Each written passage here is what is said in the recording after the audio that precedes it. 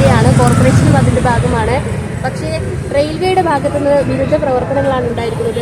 എടുത്തു പറയുകയാണെങ്കിൽ കൊച്ചുവേളി റെയിൽവേയുടെ ഭാഗത്തു നിന്നൊക്കെ കഴിഞ്ഞ ദിവസം നല്ല രീതിയിലുള്ള വിരുദ്ധ പ്രവർത്തനങ്ങളാണ് ഉണ്ടായിരിക്കുന്നത്. അതിനെതിരെ നടപടി സ്വീകരിക്കുന്നത് നമുക്കറിയാം.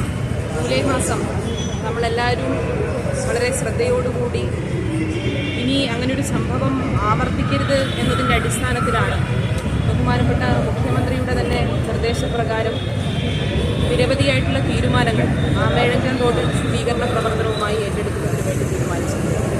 ജൂലൈ മാസം 13-ന് റെയിൽവേ നൽകിയ കരാറിൻ്റെ അടിസ്ഥാനത്തിൽ ആമേഴഞ്ചാൻ റോഡ് ശുചീകരണ പ്രവർത്തനം തുടങ്ങിയ ഒരു തൊഴിലാളിയെ അന്ന് നമുക്ക് നഷ്ടപ്പെടുന്ന സാഹചര്യമുണ്ട്. അപ്പോൾ അന്ന് തന്നെ നഗരസഭയുടെ ഭാഗം വിശദീകരിച്ചിരുന്നു.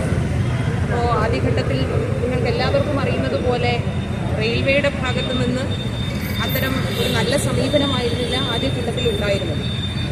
നഗരസഭ അത്തരം കാര്യങ്ങൾ റെയിൽവേയുടെ ശ്രദ്ധയിൽപ്പെടുത്തിയിരുന്നില്ല എന്നുവരെ ഒരു ഘട്ടത്തിൽ റെയിൽവേ പറയുന്ന ഒരു സാഹചര്യമുണ്ട്.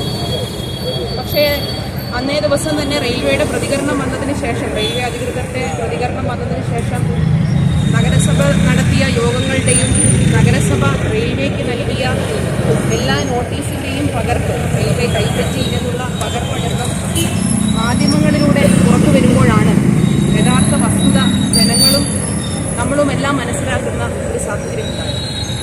അപ്പം അന്ന് ആ വിഷയത്തിൽ ഞാൻ നേരത്തെ സൂചിപ്പിച്ചതുപോലെ ബഹുമാന്യനായ മുഖ്യമന്ത്രി തന്നെ നേരിട്ട് യോഗം വിളിച്ചു ചേർത്ത് തദ്ദേശ സ്വയംഭരണ വകുപ്പ് മന്ത്രിയും ആ വകുപ്പും നഗരസഭയും ഒക്കെ ഒരുമിച്ച് നിന്നുകൊണ്ടുള്ള പ്രവർത്തനം ഏറ്റെടുക്കാൻ വേണ്ടി തീരുമാനിച്ചു.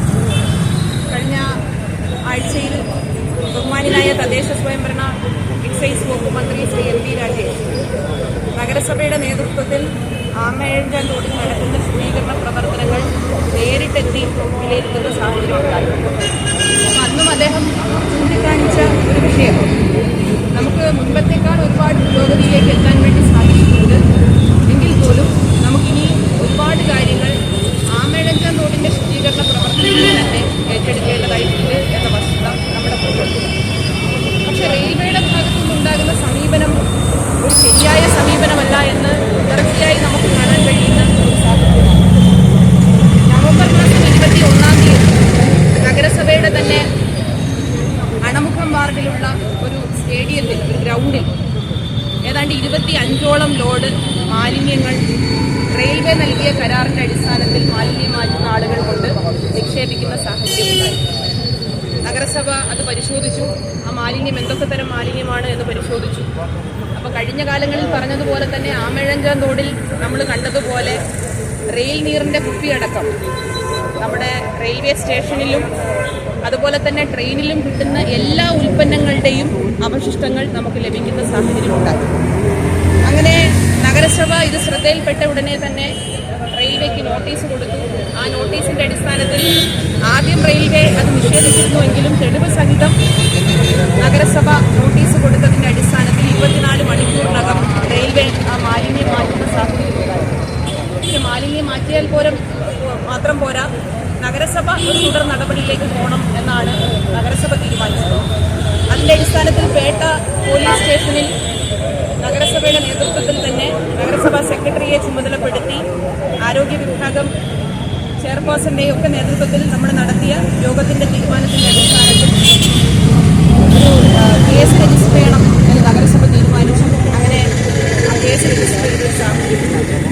അപ്പോൾ സ്വാഭാവികമായും നമ്മൾ കരുതുന്നത് അത്തരത്തിലൊരു അനുഭവം ഉണ്ടാകുമ്പോൾ, ഒരു തെറ്റായ നടപടി റെയിൽവേയുടെ ഭാഗത്ത് ഉണ്ടാകുമ്പോൾ അത് പരിഹരിക്കാൻ ആവശ്യമായ ഇടപെടലുകൾ റെയിൽവേയുടെ നേതൃത്വത്തിൽ നടക്കും എന്നാണ് നഗരസഭ കരുതിയിരിക്കുന്നത്.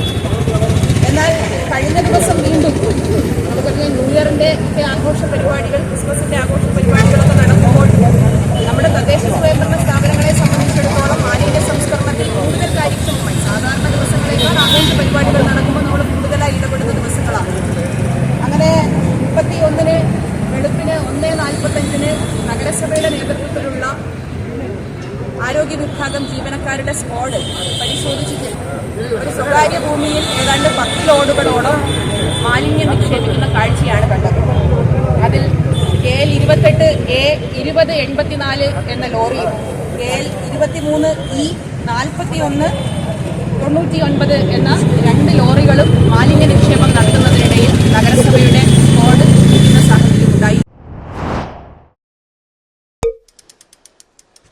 നന്ദി.